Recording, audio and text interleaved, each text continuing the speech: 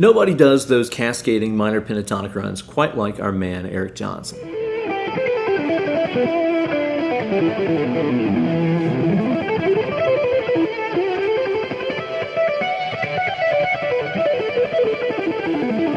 And those runs are all powered by Eric's mastery of downwards pick slanting, as discussed in Troy Grady's Cracking the Code series here on YouTube.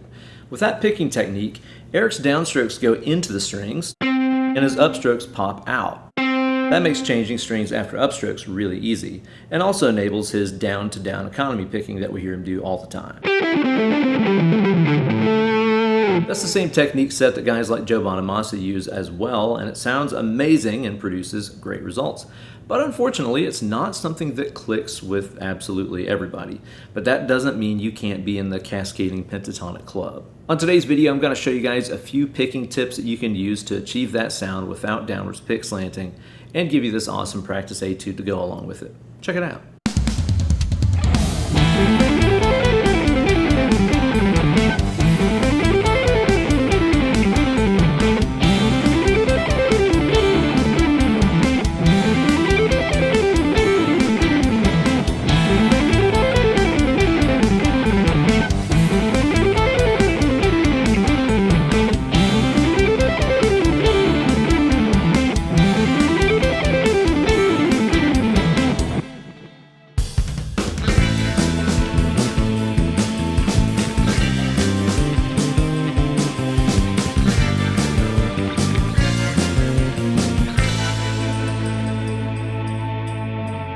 Well, hey there kids, it's your good buddy, Uncle Ben. So I've talked about the pick slanting stuff here on my channel for years now, ever since I got super obsessed with it from the Cracking the Code series, and it has totally changed the way that I play, but it's just not one of those things that everybody is comfortable with.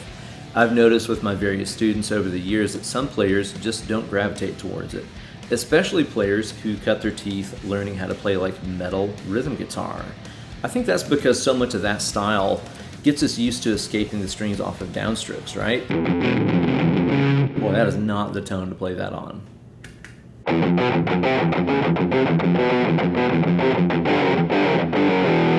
Neither is that. If you're one of those players that does the downstroke escape thing more better, and you still want to play these Eric Johnson style licks, you're in luck, because on today's video I'm going to show you guys a handful of tips and tricks and phrasing ideas you can use to get some of those playing things under your fingers and make them work for your picking style.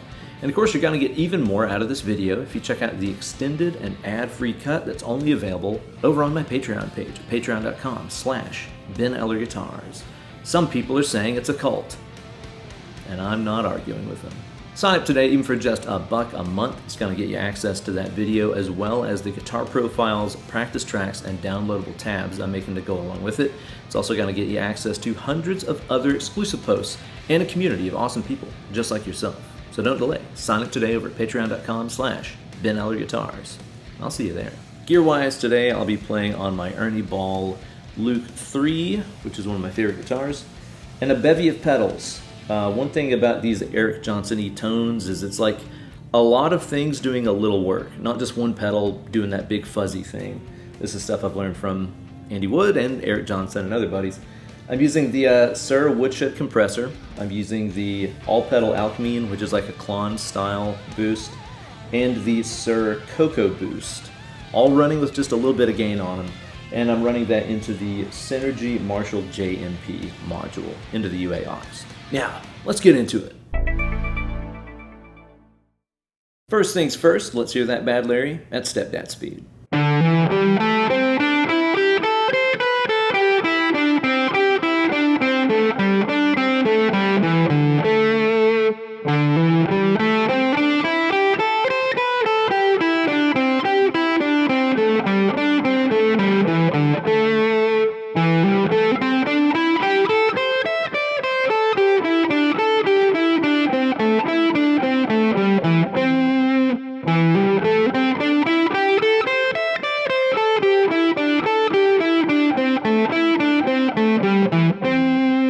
Alright, so this is built around the A minor hexatonic scale. That's just like your regular old Pentecostal scale, only with the built-in second, or the German interval as some call it, the 9.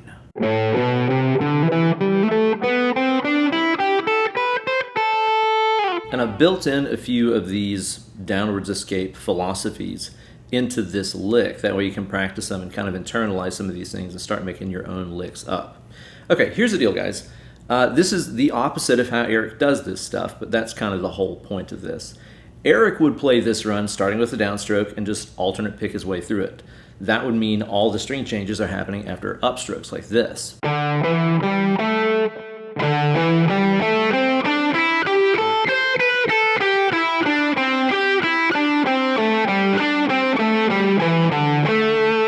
If you're a downwards pick slanting player, this would align perfectly with your picking and be very easy for you. But if you're one of those people that escapes off the downstroke more, this would be really freaking hard at any reasonable speed. That's why to start this lick off, and honestly like a lot of EJ phrases, you can get away with this if you just start with a downstroke and hammer on, and then alternate pick your way through the rest of it. So that means we're going to go down, hammer, up, down, up, down. It's still down, up.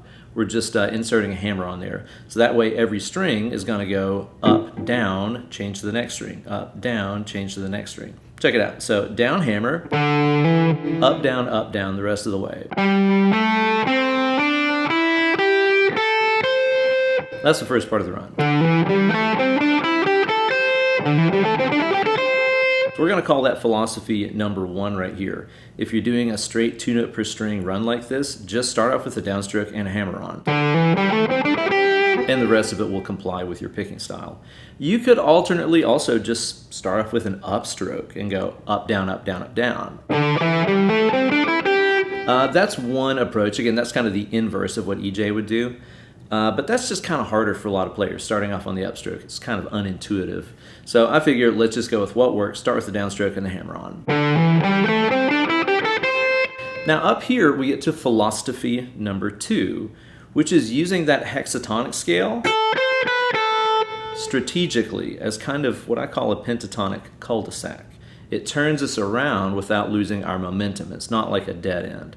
Here's the deal. So on the high E string here, we're going to have 3 notes, right? A, B, and C in this particular key. Now, a lot of players, whenever they see 3 notes on a string, they'll go in the same way that they came out. And that was the perfect place for a just like your mother likes it joke. Really losing my touch. They'll walk up the notes and walk down the notes. Like that. And sometimes that's okay, and other times, like in today's lick, it can be really tough. Because that lands you on 1, 2, 3, 4, 5 notes, right? That's an odd number. And if you've been picking your way through this, that odd number is going to result in you leaving that string on an upstroke. See that last note there, the A was an upstroke. Eric doesn't really do this. He will strategically use that hexatonic note, the B note, only going in one direction. Notice the phrasing right here.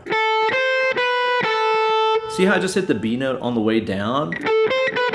That turns this 3-note sequence into an even number. 1, 2, 3, 4. That means my picking will be uninterrupted. Up, down, and I'm free to continue through the rest of the scale. So whenever you see an odd number of notes on a string, such as 3, turn it into an even number by using that pentatonic cul-de-sac approach. You could also do this by exclusively playing the B note on the way up. That would result in 4 notes as well. That would totally work. And not break your momentum with your picking. So after we hit that hexatonic cul-de-sac, we're going to fill out the rest of that measure just by walking down the scale there. And again, it's going to be up, down, up, down. After this, we're going to play a classic 6s sequence. So this is basically 6 notes starting from the B string's highest note. 1, 2, 3, 4, 5, 6. And then the same idea from the G string. That's a Joe Bonamassa-ism, that's a Zach Wilde-ism. And again, typically those guys would play that as down, up, down, up, down, up. which works for them because their upstroke is popping out of the strings. It's really easy to do those licks with downwards pick slanting, but we're not playing like that. We're upwards pick slanting today. So up, down, up, down means that we're always able to get out of those strings and get where we want to go. And then I'm just ending this on the root note A there on the D string. That's going to land on an upstroke. Be really conscious about this. Make sure that whenever you finish this lick, that the last thing that you play was an upstroke. If you end on a down, because a lot of us just like to start and end licks on downstrokes, it means something's gotten twisted in there. So it should be ending on our upstroke.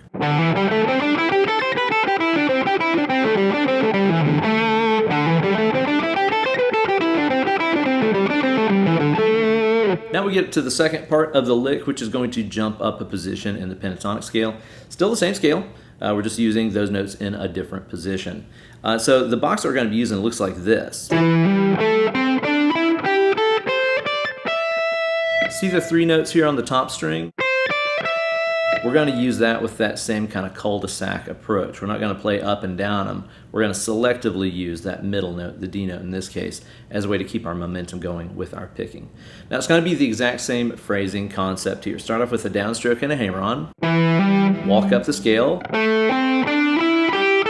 When we reach the high E string here, we're going to play that same phrasing idea. Again, turning three notes into four notes. So it's like low note, high note, middle note, low note. That way our picking doesn't get turned around. Sorry. After the cul-de-sac, just walk down two strings like you did last time. Then we have our sixes phrase. So B, G, D, G, D, A, and then end on the root note of that scale pattern here, which is the C note on the D string. So